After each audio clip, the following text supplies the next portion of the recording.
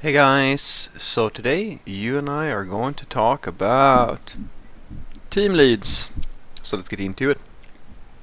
So the question in question was, Frederick, as a team lead, what do you never want to hear from your developers?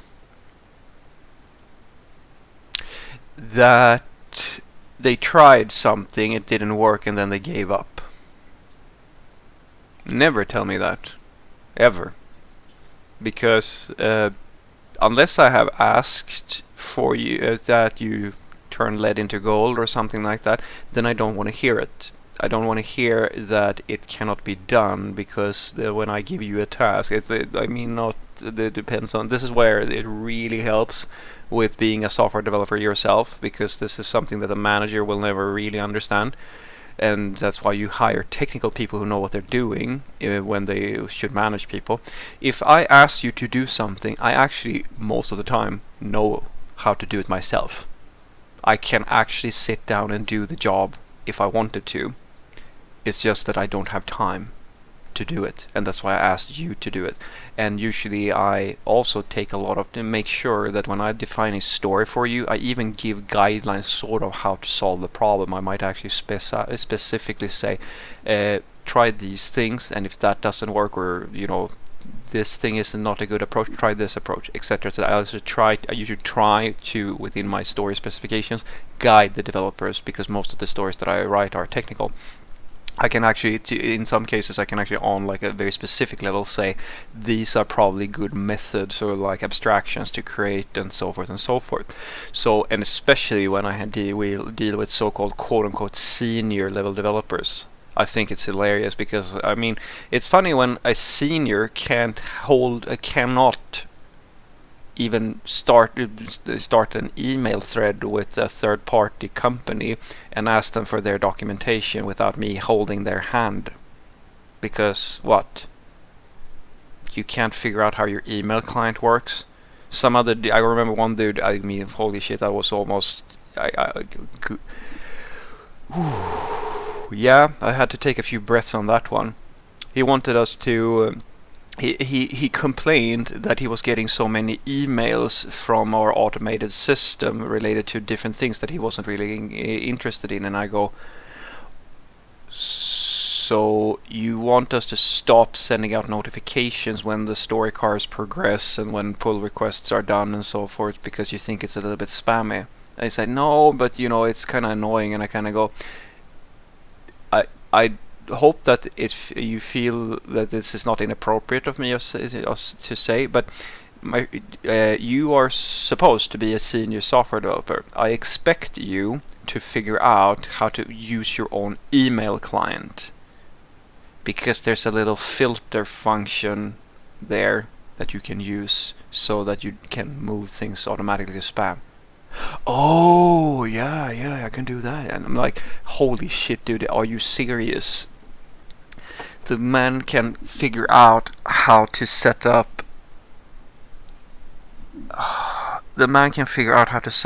a software application, which is like magic to most people, but he can't figure out how to use his own email client. But yeah, cool. This was a problem that was solvable by just talking to me, which of course was not the most important thing I could have been working on. But yeah, that's just another day dealing with these sorts of people, and that's why you should never tell your team lead, if this is a good team lead usually, that it can't be done. It's okay to not know things. I mean, it's the same thing when I have my own team lead. I might ask my team lead for where certain pieces of information is, like where I can get information about things. But when it's so down to doing things, you sort of have to how do I put this? The best way I can describe it is that you have to understand that the team lead is usually a person who is just a software developer plus an administrator of tasks, which means that most of the time the main difference between you and that person is that that person has to be in a lot of meetings and like do a lot of like story creations, and depending on what happens, they might become like the cleanup crew basically. Whereas you are just, as the software developer, just supposed to focus on the coding, which means that anything that you face as a challenge is the same challenge the team lead would have faced. It's just like, I mean, the team lead is usually just another person who does coding with you. So if you can't solve your own work, or you can't talk to any other person in the team to get help and so forth, well, then it's really not something that, how do I put this? It's really annoying to deal with people who give up when anything, or like who complain about these like obvious simple things that where there is a very simple solution. I have worked, guys, in so many companies where there's like third-party dependencies, which is the number one complaint of every software team. Third-party, oh well, it's not just that. Everybody in every company in the entire universe complains about third-party dependencies, and it takes time to get answers, and people are not motivated to do things and so forth. And I kind of go, yes, that is humanity in a nutshell. Well, you do think we have global warming and all this other shit that's going on because people don't give a shit about you or anything that isn't personally important to them. That's why I need you to fix it, which means that you're going to have to ask them again to help you, and then again, and if they keep not answering, you have to escalate the fucking situation so that things move. I have been in situations where I have led teams where the problem has literally been that they have told me, and this is the frustrating part, I do not have even 2 hours in some weeks to go and check if there is a way for me to help here, because I cannot actually get out of all the meetings and like all this other stuff that I have to do as part of the role, depending on like how much the workload is and what projects are going on and so forth and so forth. But the best part is I've actually had this happen, and we fired that idiot. I had literally been for 3 weeks blocked to the point where I could not check in on one of our, this was a quality assurance guy. And he had said that, no, it's not possible to do this. And he had claimed that something that I know is possible, and I had the suspicion I know is possible because I've actually already done this thing. I've already explained to him that, and this is supposed to be, he had like 10 years of work experience or something like that. 3 weeks, he did absolutely nothing. We only learned about it later. Because his approach to solving problems was that when he asked an external ops team for help and they didn't reply, then he just surfed YouTube. And he asked once, and he didn't get a reply immediately. Get a reply. So he basically did no meaningful work for 3 weeks. And when I finally synced up with him and I asked, but did you ping them again? Did you like at them? Did you try some other method of communication? Oh, no, I didn't do that. So do that. And then I tried it after I finally had some unblocked time, and we got help the same day and we solved the problem. That is a person that is, in my opinion, incompetent. It is a person, and he was a consultant, so we fired him basically immediately. We cannot keep, because as a team lead, guys, you have to realize that most of the stuff, and this is something a pro tip for you who are going to be team leads.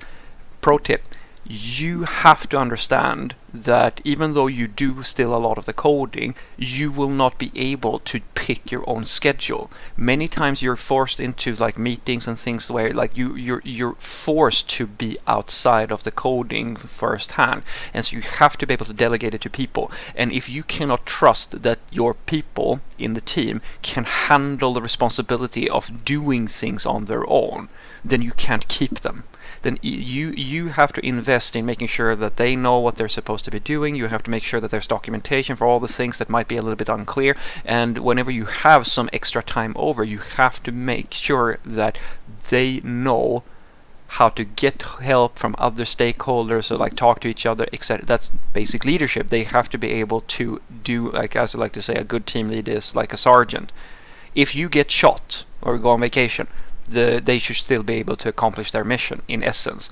And when you deal with some people, you just realize that they will never be able to do that, because they are either lazy, incompetent people who don't give a shit about doing a good job, or it's you. You might also be the problem, and that's a humbling experience. But you have to be able to tell when one is the other, when one is if it's one or the other. So what I want you to take away from this is very simple. Never tell a team lead that things are hard or that it can't be done when it's really not a matter of it not being possible to do. It's a matter about you.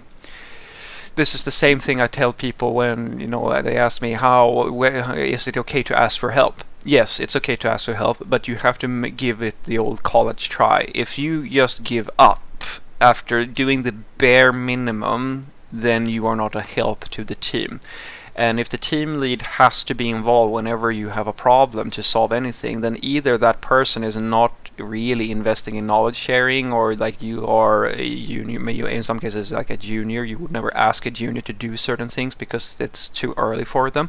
But on average, it's really important that there is this symbiotic relationship. The team lead needs to provide the team with the tools, the means that they need in order to work autonomously, so that that person can go into all of those meetings, because that is most of what they do apart from the coding. That's literally the only thing usually more they do, and then they're just another software developer. But the team also has to understand that some personal responsibility is necessary, and in some teams you can just sit on your ass and be spoon-fed all the solutions and get your stories completely prepared. And in some teams, if you work in startups and stuff like that, you're gonna have to do some fucking work that is outside of coding.